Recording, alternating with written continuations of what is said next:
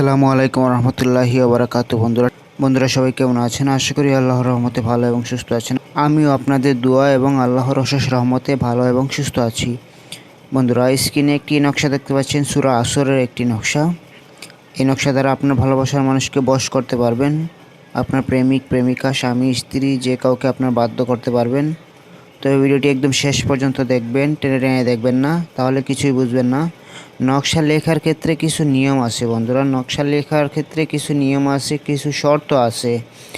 অনেক বন্ধু আমাকে বলে যে দাদা, ভাই, হুজুর, এই যে নকশা দেন আপনি, এগুলা তো কাজ করে না। কাজ কিভাবে করবে ভাই? আপনি তো বিশ্বাসের সাথে কাজ করেন না। আপনি বিশ্বাসের সাথে এই নকশাটি লিখুন, 100% কাজ করবে। এবং প্রত্যেকটা নকশা লেখার একটা নিয়ম আছে, সিস্টেম আছে। তো নিয়ম সিস্টেম বাদ দিয়ে যদি আপনি নকশা লেখা শুরু করেন, সারা জীবন লিখলেও কাজ হবে না, উল্টো আপনি গুনার ভাগীদার হবেন। তো কিছু কিছু ক্ষেত্রে মানুষ মশকরার ছলেও নকশা লেখে, আবার কিছু কিছু ক্ষেত্রে মানুষ প্রকৃত ভালোবাসার ক্ষেত্রে নকশা লেখে। তবে আপনার উদ্দেশ্য যেটাই হোক, আপনি যদি সত্যিকার অর্থে আপনি কাউকে ভালোবেসে যদি কোনো ধরনের নকশা লিখে থাকেন, সেটা 100% কাজ করবে। আর আপনি যদি ফাজলামির ছলে কিংবা আপনি মশকরার ছলে যদি লেখেন, তাহলে আপনার হিতে বিপরীত হয়। অনেক সময় দেখা যায় যে জ্বর, সর্দি, মাথা ব্যথা কিংবা বিভিন্ন রোগ ব্যাধি লেগে যায়, কিংবা বিভিন্ন শারীরিক সমস্যা তৈরি হয়ে যায়। তো একটা নকশা লিখে আপনি, আমি যেভাবে বললাম এভাবে লিখে আপনি ওই কাজ করে দিলেন, কাজ হয়ে যাবে না, এত সহজ না।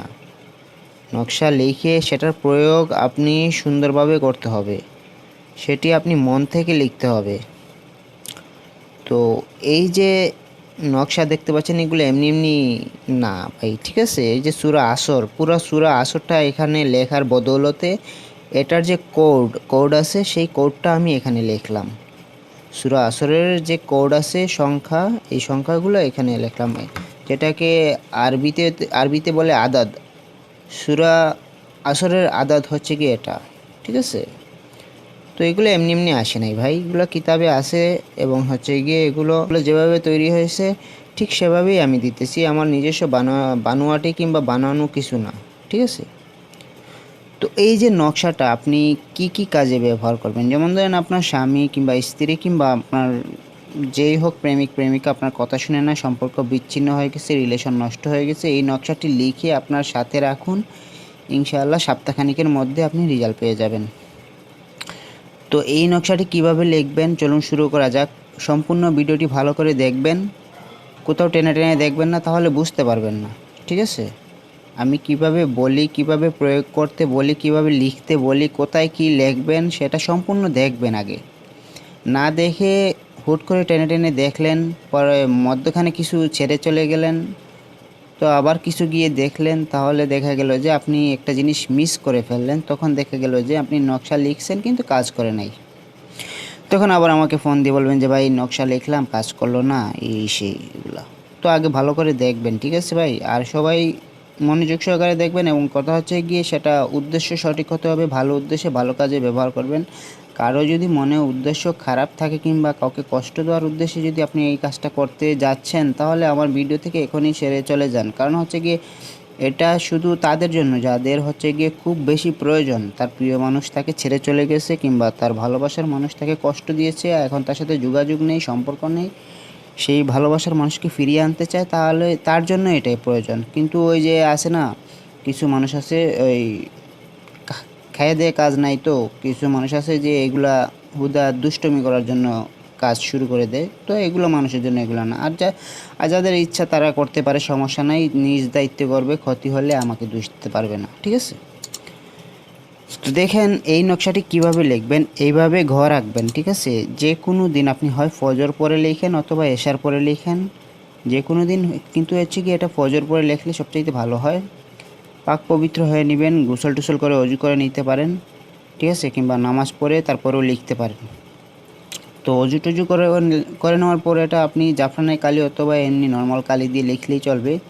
উপরে এই যে 786 আছে, এইভাবে লিখবেন। আর এই নকশাটির চাল হচ্ছে কি এটা,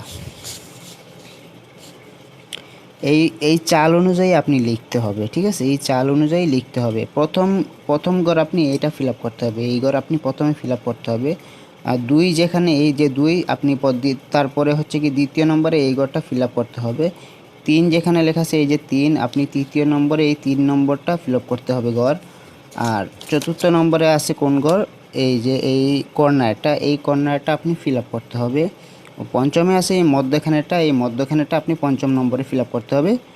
6 নম্বরে আছে এই যে কর্নারটা, এই কর্নারটা আপনি ফিল আপ করতে হবে। 7 নম্বরে আছে এই কর্নারটা, এই কর্নারের দ্বিতীয় নম্বর ঘরটা আপনি ফিল আপ করতে হবে। 8 নম্বরে আছে এই যে উপরের কর্নারটা, আপনি 8 নম্বরে উপরের কর্নারটা ফিল আপ করতে হবে। তারপরে আছে 9 নম্বর, 9 নম্বর হচ্ছে সর্বশেষ, এই যে 9 নম্বর হচ্ছে কি এই ঘরটা আপনি ফিল আপ করতে হবে। তো আপনি এই কোড দেখে দেখে, এই কোডটা আগে আলাদা একটা পৃষ্ঠাতে লিখে রাখবেন। এই কোড দেখে দেখে আপনি এই নকশাটি ফিল আপ করবেন, ঠিক আছে? এখন আমি আপনাদের সুবিধার্থে একটু বড় করে দেখাই কোড সহ। এই দেখেন এই কোড, এই নকশাটি এইভাবে, এই কোড অনুযায়ী এই নকশাটি ফিল আপ করবেন আপনি, ঠিক আছে? কোডটা ভালো করে দেখে রাখুন আপনারা, এই যে নকশাটিও ভালো করে দেখে রাখুন। হ্যাঁ, এখন আপনি এই কোড অনুযায়ী নকশাটি ফিল আপ করার পর আপনি কি করবেন, নিচে লিখবেন আপনার ভালোবাসার মানুষের নাম, বিনতে তার মায়ের নাম, এটা যেভাবে সে ঠিক সেভাবে থাকবে। আর তারপর হচ্ছে কি আপনার নাম বিন আপনার বাবার নাম। এখন আপনি যদি ছেলে হন আর মেয়ে হন, যেই হন, পরবর্তীতে কিন্তু আপনার নাম আসবে, প্রথমেই আপনার নাম আসবে না, প্রথমে হচ্ছে কি আপনার ভালোবাসার মানুষের নাম আসবে, ঠিক আছে? এখন আপনি যদি মেয়ে হন তাহলে আপনার নামের পরে বিনতে বসবে, ঠিক আছে? আর আপনি যদি ছেলে হন তাহলে আপনার নামের পরে বিন বসবে এবং হচ্ছে কি আপনার গার্জিয়ানের নাম কিংবা আপনার মা অথবা বাবার নাম লিখে নেবেন, ঠিক আছে? মনে করুন আপনার নাম হচ্ছে গিয়ে রুবেল, ঠিক আছে? এখন কেউ যদি এখানে রুবেল নামে থাকে মনে কিছু নিয়েন না ভাই, ঠিক আছে? কারণ আমি দেখানোর উদ্দেশ্যে আমি এটা বলতেছি। রুবেল, এখানে বিন বসবে, এই যে বিনটা আছে এই বিনটা এসে এখানে বসবে, বিন আপনার বাবার নাম, এটা আছে যেভাবে ঠিক সেভাবে থাকবে। এখন আপনার প্রেমিকার নাম এখানে বিনতে, এই বিনতেটা চলে যাবে এখানে। এখন আপনার প্রেমিকার মায়ের নাম এখানে লিখতে হবে, ঠিক আছে? তো আপনি যদি মেয়ে হন, মনে করেন যে আপনার নাম হচ্ছে গিয়ে রহিমা, ঠিক আছে? এটা ঠিক যেভাবে আছে ঠিক সেভাবে লিখবেন, আপনার নাম বিনতে আপনার মায়ের নাম, এটা যেভাবে আছে ঠিক সেভাবে থাকবে। এখন আপনি যে ছেলেকে পছন্দ করেন কিংবা আপনার স্বামীর জন্য কাজ করেন, তাহলে এই স্বামীর নাম বিন তার বাবার নাম, ঠিক আছে? তো নাম লেখার ক্ষেত্রে আপনারা যথাসম্ভব চেষ্টা করবেন যে নামটা আরবিতে লেখার জন্য, ঠিক আছে? কারণ নকশা হচ্ছে কি আরবি, আপনি মনে করেন যে থাকেন আরবি দেশে, এখন আপনি বাংলা কথা বললে তো আর হবে না। তারপরেও কিছু কিছু ক্ষেত্রে হয়ে যায়, রেজাল্ট হয়ে যায়। তো যথাসাধ্য চেষ্টা করবেন যে আপনি নামগুলো সম্পূর্ণ জিনিসগুলো আরবিতে লেখার জন্য, ঠিক আছে? এখন বলে যে ভাই, অনেকে বলে যে ভাই আমি আরবি তো পারি না, তো আপনি যে কোনো কাউকে দিয়ে লেখে নেবেন নামগুলো। তো এইভাবে আপনি এই নকশাটি লিখতে হবে এবং প্রয়োগ করতে হবে। তো বন্ধুরা আমি আবারও বুঝিয়ে দিচ্ছি, এই যে 9 সংখ্যার একটি ঘর আছে, এই 9 সংখ্যার ঘরটি আপনি যেই কোড অনুযায়ী আপনি ফিল আপ করবেন, আমি কোড সহ একদম আপনাদেরকে দিয়ে দিলাম আপনাদের সুবিধার্থে। এই নিচের কোড অনুযায়ী আপনারা নকশাটি লিখবেন, উপরে 786 লিখে নেবেন, ঠিক আছে? উপরে 786, তারপরে 9টা ঘর আঁকবেন, তারপরে এই কোড অনুযায়ী এই নকশাটি আঁকবেন।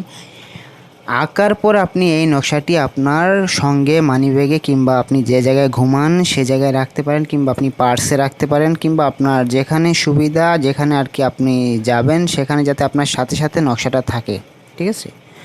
এখন আপনি যদি ঘুমান তাহলে আপনার বালিশের নিচে রেখে দিবেন, আপনি যদি কোথাও বেড়াতে যান তাহলে আপনার পার্স কিংবা প্যাকেট কিংবা মানিব্যাগে রেখে দিবেন, ঠিক আছে? তাহলে আপনি আপনার কাঙ্ক্ষিত রেজাল্টটি পেয়ে যাবেন ইনশাআল্লাহ কিছুদিনের মধ্যেই। তো এটি অবশ্যই ভালো উদ্দেশ্যে, সৎ উদ্দেশ্যে ব্যবহার করবেন, কারো ক্ষতির জন্য ব্যবহার করবেন না। আর অবশ্যই আমার চ্যানেলটি যারা সাবস্ক্রাইব করেনি সাবস্ক্রাইব করে নেবেন এবং ভিডিওটি শেয়ার করে সবার কাছে ছড়িয়ে দিবেন। আজকের মতো এ পর্যন্তই, আমার জন্য দোয়া করবেন এবং হচ্ছে গিয়ে এই চ্যানেলটি সাবস্ক্রাইব করে আমার পাশে থাকবেন। আসসালামু আলাইকুম ওয়া রাহমাতুল্লাহি ওয়া বারাকাতুহু।